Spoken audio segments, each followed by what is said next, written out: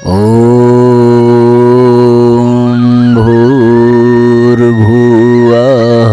स्वः तत्सवितुर्वरेण्यं भर्गो देवस्य धीमहि धियो यो नः प्रचोदयात्।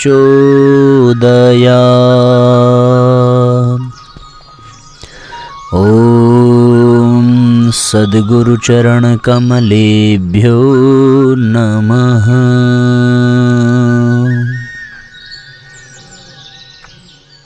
परम पूज्य गुरुदेव परमवंदनीय माता जी के दिव्य संरक्षण में विराजमान ऑनलाइन दैनिक स्वाध्याय के इस कार्यक्रम में उपस्थित हमारे सभी आत्मीय बंधुओं, शक्ति स्वरूपा माताओं, बहनों, देवतुल्य भाइयों, आप सबका आज के सत्र में बहुत बहुत स्वागत है। अधिक से अधिक शेयर कर दें आज के सत्र को। आइए हम सभी प्रारंभ करते हैं भावपूर्वक। आज का अध्याय है महाकाल की अभ्यर्थना का केंद्र। भारतवर्ष की पुण्य पावन धरा पर ऐसे कई नगर शहर हैं जो परम दिव्य पवित्र तपोमयी देवभूमि के रूप में प्रतिष्ठित हैं। इन्हीं में से एक अलौकिक नगरी है उज्जैनी। भारतीय धर्म, संस्कृति, अध्यात्म, तप, योग, ज्ञान, विज्ञान, शिक्षा और व्यापार की दृष्टि से मध्य भारत का यह प्राचीनतम शहर अत्यंत समृद्ध, वैभवशाली एवं गौरवशाली रहा है। भारत भूमि की यही एकमात्र ऐसी नगरी है जहाँ के अधिपति एवं राजा स्वयं महाकाल हैं। वेद पुराण आदि शास्त्रों में मोक्षदायिनी पुरियों अयोध्या, काशी, मथुरा आदि 7 पुरियों में अवंतिका नाम से उज्जैनी का अत्यंत महत्व और वैशिष्ट्य बताया गया है। 12 ज्योतिर्लिंगों में से एक ज्योतिर्लिंग तथा 51 शक्तिपीठों में से एक शक्तिपीठ इसी नगरी में स्थित है। ब्रह्मांड में व्याप्त अनंत चेतना के साकार विग्रह ज्योतिर्लिंग शिव तथा उनकी समवेत शक्ति माँ हरसिद्धि उज्जैनी के केंद्र में स्थित है। पुरातन काल में शिव उपासकों और शक्ति साधकों के लिए यह नगरी दिव्य साधना स्थली, जागृत तीर्थ एवं पुण्य धाम के रूप में प्रतिष्ठित रही है। भारतीय कालगणना के सिद्धांतों में महाकाल का यह स्थान संपूर्ण ब्रह्मांड व इस पृथ्वी लोक का नाभि स्थल है। यह माना जाता है कि काल को भी अपने वश में रखने वाली तथा काल का अतिक्रमण करने में समर्थ महाकाल रूपी शिव सत्ता अपनी ज्योतिर्मय प्रकृति और शक्ति सामर्थ्य के साथ यहाँ विराजमान होकर संपूर्ण सृष्टि का संचालन करती है। महाकालेश्वर के मंदिर में स्थित ज्योतिर्लिंग में सृष्टि का यही रहस्य समाहित है। इसलिए पृथ्वी लोक में स्थित 12 ज्योतिर्लिंगों में भगवान शिव के महाकाल रूप ज्योतिर्लिंग का विशेष महत्व और प्रधानता है। शास्त्रों में तीनों लोकों में शिवलिंग के स्थानों का उल्लेख है, जिसमें पृथ्वी लोक पर महाकाल की अभ्यर्थना की गई है। यथा आकाशे तारकम लिंगम पाताले हाटकेश्वरम भूलोके च महाकाले लिंगत्रय नमोस्तुते। धार्मिक, सांस्कृतिक एवं ऐतिहासिक दृष्टि से भी उज्जैनी नगरी अत्यंत महत्वपूर्ण और भारतीय चेतना के उत्कर्ष का केंद्र रही है। विंध्य पर्वत के आंचल में शिप्रा के दक्षिण तट पर बसी इस नगरी को मंदिरों की नगरी भी कहा जाता है। प्रत्येक 12 वर्ष के अंतराल में यही सिंहस्थ कुंभ मेला आयोजित होता है। इसकी पावन भूमि पर पग पग पर देव स्थान, तपोभूमि और तीर्थ स्थल मौजूद है। महाकालवन में रुद्रसागर के समीप महाकाल का भव्य मंदिर एवं सर्व कामार्थ सिद्धिदा माँ हरसिद्धि का विशाल मंदिर स्थित है। इसके अलावा चिंताहरण विनायक मंदिर, हनुमान मंदिर, 84 महादेव मंदिर, 11 रुद्र, 12 आदित्य, 6 गुप्तलिंग, नवग्रह, 6 विनायक, 24 देवी, 10 विष्णु, 8 मातृशक्ति व अन्य सैकड़ों तीर्थ मिलकर उज्जैनी को भारत की धार्मिक आस्था और अस्मिता के प्रतीक का पर्याय का स्वरूप प्रदान करते हैं।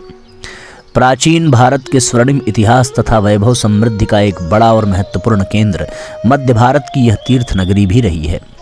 विक्रम संवत का आरंभ महाराज विक्रमादित्य द्वारा यहीं से किया गया था। वे भर्तृहरि के बाद सबसे प्रतापी और प्रसिद्ध राजा हुए, जिन्होंने उज्जैनी के प्राचीन स्वर्णिम इतिहास और ज्ञान, विज्ञान, शिक्षा, ज्योतिष व एक बड़े व्यापार के केंद्र के रूप में विकसित कर भारतीय संस्कृति के गौरव का प्रतीक बनाया। कालिदास की प्रतिभा का चमत्कार इसी काल में जन्मा। वराह मिहिर की ज्ञान ज्योति से पूरे विश्व में इस नगरी को गणित, ज्योतिष, खगोल, भूगर्भ विज्ञान आदि अनेक भारतीय विद्याओं के अध्ययन अध्यापन के केंद्र के रूप में पहचान मिली। कुछ इतिहासकारों ने पाली भाषा के जन्म की भूमि भी इसी नगरी को माना है। इसी धरा से जाकर महाकात्यायन ने एशिया भूभाग के तिब्बत आदि अनेकों देशों में बौद्ध धर्म को विस्तार दिया। वराह मिहिर और महाकवि कालिदास की गिनती तो राजा विक्रमादित्य के सभा के 9 रत्नों में की जाती है। मां हरसिद्धि मंदिर के प्रांगण में दाईं ओर आज भी विक्रमादित्य की सभा और उनके 9 रत्नों की मूर्तियां उत्कीर्ण हैं। वराह मिहिर रचित बृहद संहिता भारतीय ज्योतिष, गणित व अनेक विद्याओं का प्रमाणिक ग्रंथ माना जाता है। आज से लगभग 1500-1600 वर्ष पूर्व के प्राचीन भारत का वास्तविक स्वरूप जानने के लिए यह ग्रंथ सर्वाधिक उपयुक्त माना गया है। इसमें राज्य, जनपद, समाज के रीति रिवाजों, परंपराओं व जन विश्वासों के रूप में बृहत्तर भारतीय संस्कृति एवं जीवन मूल्यों का स्वर्णिम इतिहास संजोया हुआ है। कला, साहित्य, शिक्षा, ज्ञान के साथ साथ तंत्र मंत्र, ज्योतिष व शक्ति उपासना का भी उज्जैनी का दिव्य धाम एक प्रसिद्ध स्थल रहा है। स्वयं मां हरसिद्धि के रूप में यहाँ श्रीयंत्र प्रतिष्ठित है। इसके साथ ही महालक्ष्मी और महासरस्वती के विग्रह भी प्रतिष्ठित हैं। श्रीयंत्र के पृष्ठभाग में भगवती, भद्रकाली और भैरव का स्थान है। भूतल में आदिशक्ति महामाया का मंदिर है, जहाँ निरंतर अखंड ज्योति जलती है। कहा जाता है कि यह देवी शक्ति स्थान उज्जैनी के महाराजा विक्रमादित्य की आराधना स्थली है। शक्ति उपासना और योग सिद्धि के उद्देश्य से हर काल में साधक यहाँ आते रहे हैं। तांत्रिक परंपराओं में शिव और शक्ति की उपासना सर्वाधिक प्रसिद्ध है। शक्तिपीठ के रूप में मां हरसिद्धि का मंदिर तथा महाकाल रूपी शिव की दक्षिण मुखी मूर्ति ने इस क्षेत्र को तंत्र साधना की दृष्टि से अत्यंत महत्ता प्रदान की है। यद्यपि इस वैभवशाली, समृद्ध, सांस्कृतिक और आध्यात्मिक तीर्थ का स्वरूप प्राचीन काल के स्वर्णिम युग जैसा नहीं रहा है, क्योंकि समय समय पर भारत पर हुए विदेशी आक्रमणों और गुलामी के कालों में उज्जैनी की समृद्ध विरासत को भी लूटने व नष्ट भ्रष्ट करने का प्रयास होता रहा है। अतः वर्तमान में यह अपने पुरातन स्वर्णिम स्वरूप में नहीं दिखाई देती है, परंतु आज भी यह नगरी भारतीय धर्म, उपासना, काल, संस्कृति, ज्ञान, विज्ञान और व्यापार की दृष्टि से अत्यंत महत्वपूर्ण है। विश्वविख्यात विक्रम विश्वविद्यालय, कालिदास अकादमी से लेकर अनेक प्रतिष्ठित शिक्षा व ज्ञान के केंद्र यहाँ संचालित हैं।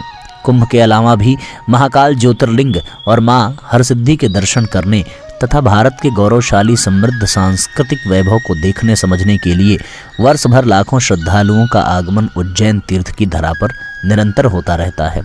इस नगरी के ऐतिहासिक, सांस्कृतिक व आध्यात्मिक महत्व को ध्यान में रखते हुए वर्तमान सरकार द्वारा अयोध्या, काशी की तरह ही यहाँ भी महाकाल लोक व रुद्रसागर योजना को क्रियान्वित कर राष्ट्र संस्कृति की इस अमूल्य विरासत को और अधिक सहेजने संभालने की सराहनीय पहल की है।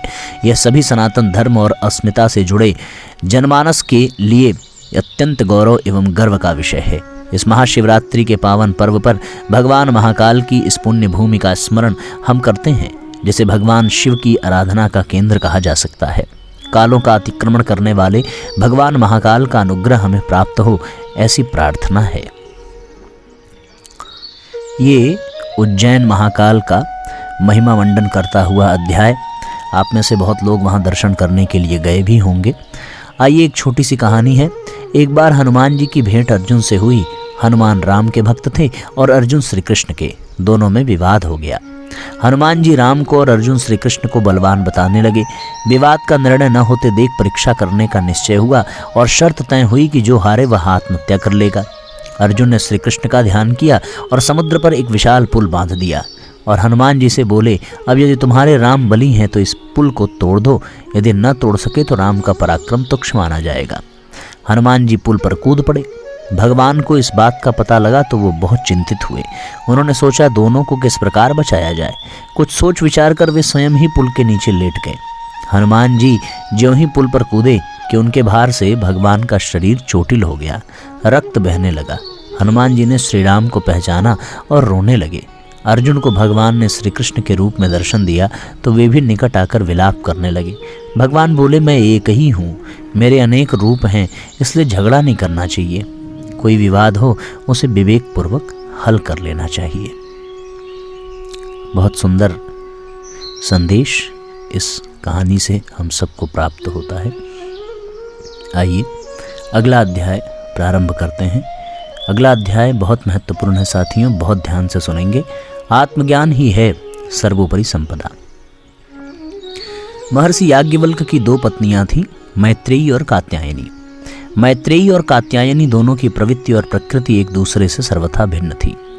कात्यायनी में जहाँ भौतिक व सांसारिक सुख भोग पाने की तीव्र लालसा थी, वहीं मैत्रेयी में आत्मज्ञान ब्रह्मज्ञान पाने का तीव्र भाव था। सांसारिक धन दौलत को पाने या उसे संग्रह करने की बजाय मैत्रेयी में आत्मा की अमरता को पाने की बड़ी तीव्र लालसा थी। जब महर्षि याज्ञवल्क्य तपस्या करने जाने लगे तो उन्होंने अपनी दोनों पत्नियों को बुलाकर कहा, जीवन का चरम लक्ष्य पाने के लिए अब मैं घर बार छोड़कर जा रहा हूँ, पर इससे पहले मैं चाहता हूँ कि समस्त घरेलू संपदा व धन संपदा का बंटवारा तुम दोनों के बीच में कर दूँ। मैं तुम दोनों के लिए ही जीवन निर्वाह की उचित व्यवस्था करके घर से तपस्या को जाना चाहता हूँ।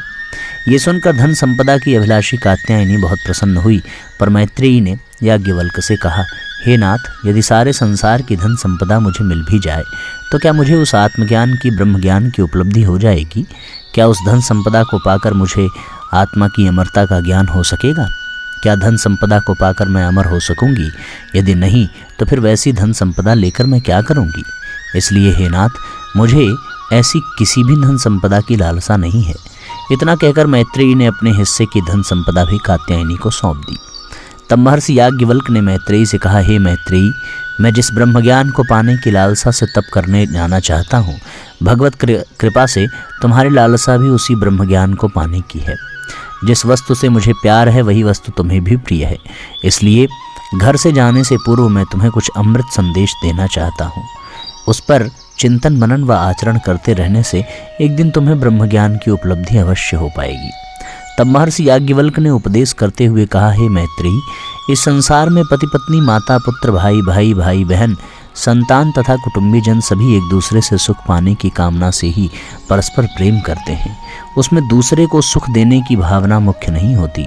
सुख की कामना का केंद्र होने से कारण ही प्रत्येक पदार्थ या प्राणी एक दूसरे को प्रिय लगता है।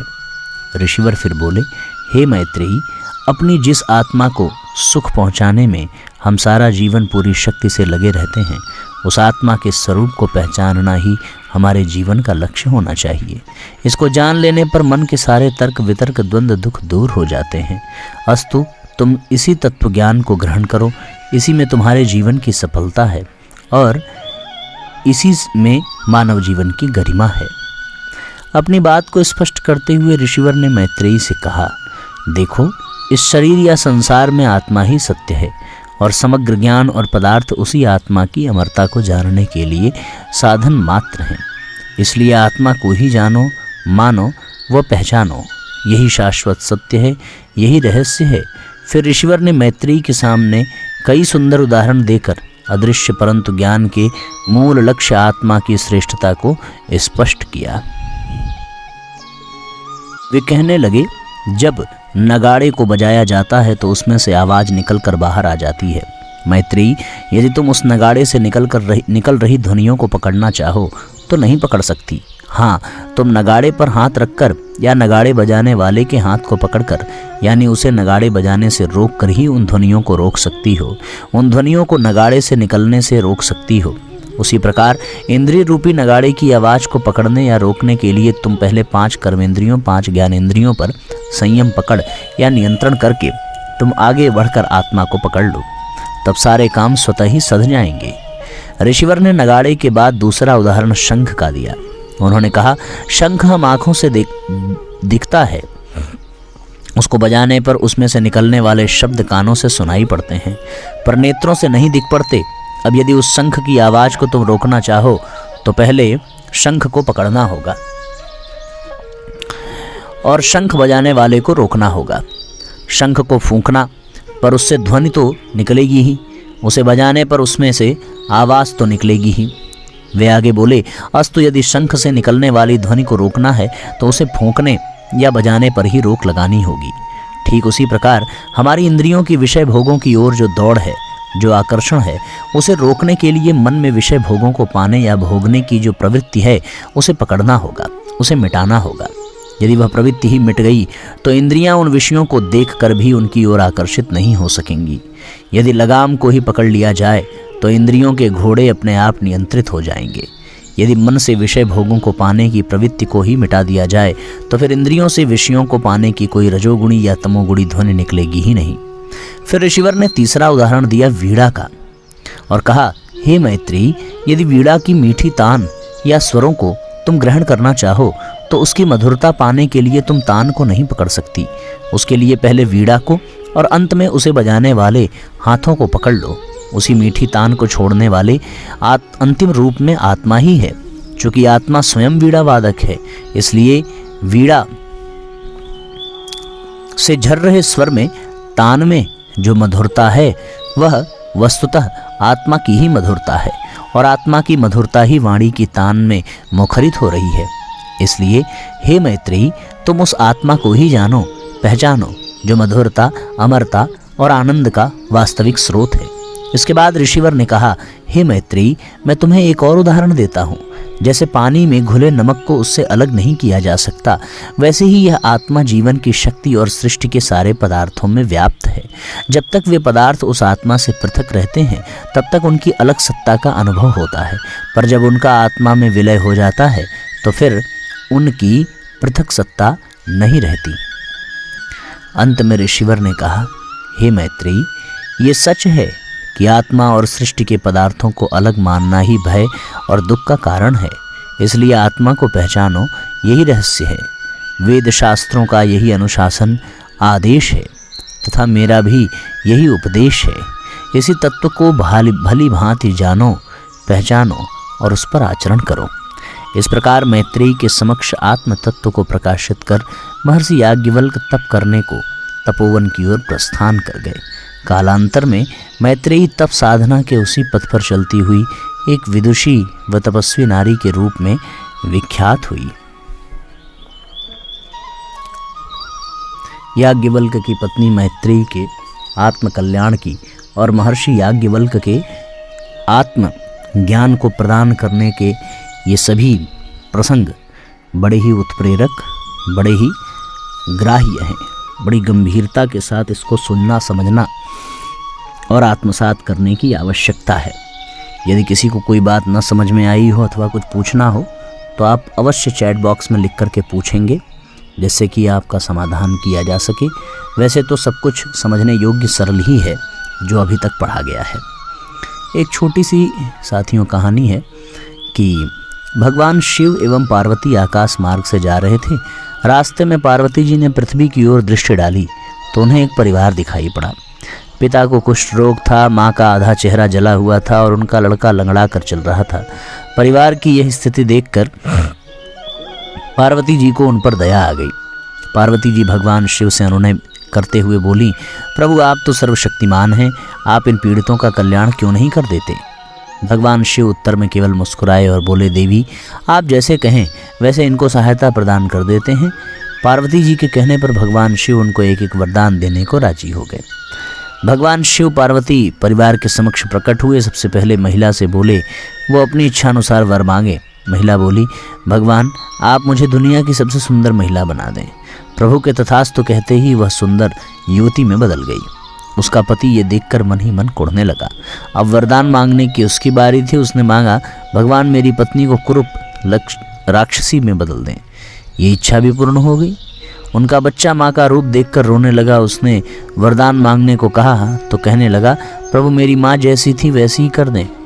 उसकी माँ अपने आधे जले चेहरे के साथ वापस आ गई। तीनों ने वरदान मांग भी लिए पर तीनों यथा स्थिति में रहे।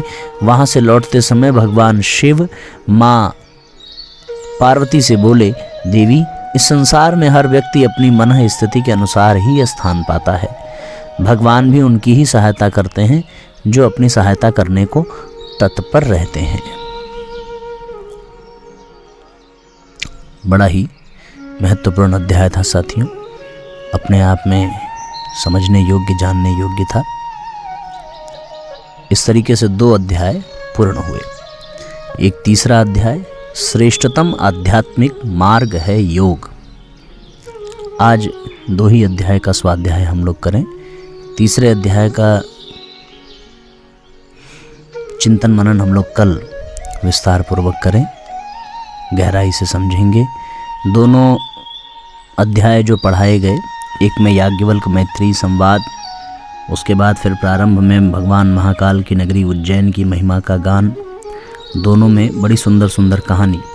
एक में हनुमान जी और अर्जुन की कहानी कि भगवान दो नहीं भगवान एक ही हैं, और दूसरी कहानी बहुत ही महत्वपूर्ण, बहुत ही आनंददायक कि अपनी मन स्थिति के अनुसार ही जीव स्थान पाता है, जो जैसा सोचता है वैसा ही बन जाता है। भगवान केवल उन्हीं की सहायता करता है जो अपनी सहायता आप करने को तत्पर होते हैं। आइए इसके बाद हम लोग परम पूज्य गुरुदेव द्वारा प्रतिपादित गीता के 18 अध्यायों के समान 18 सत्संकल्प सूत्र को पढ़ें, दोहराएं, और उसके बाद फिर भैया आज के सत्र को गायत्री महामंत्र का उच्चारण करके विराम देंगे। सबको प्रणाम, सबको धन्यवाद, सबको नमस्कार, शुभ रात्रि। ॐ भूर्भुवः स्वः तत्सवितुर्वरेण्यं भर्गो देवस्य धीमहि धियो यो नः प्रचोदयात्।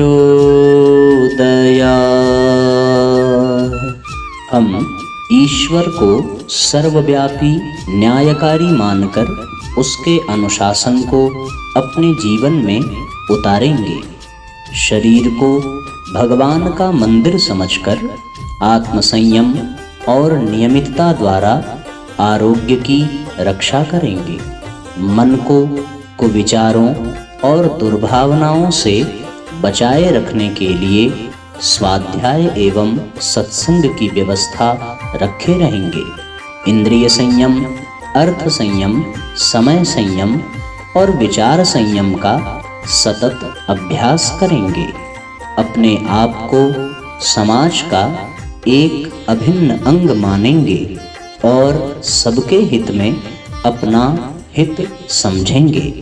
मर्यादाओं को पालेंगे, वर्जनाओं से बचेंगे, नागरिक कर्तव्यों का पालन करेंगे और समाजनिष्ठ बने रहेंगे।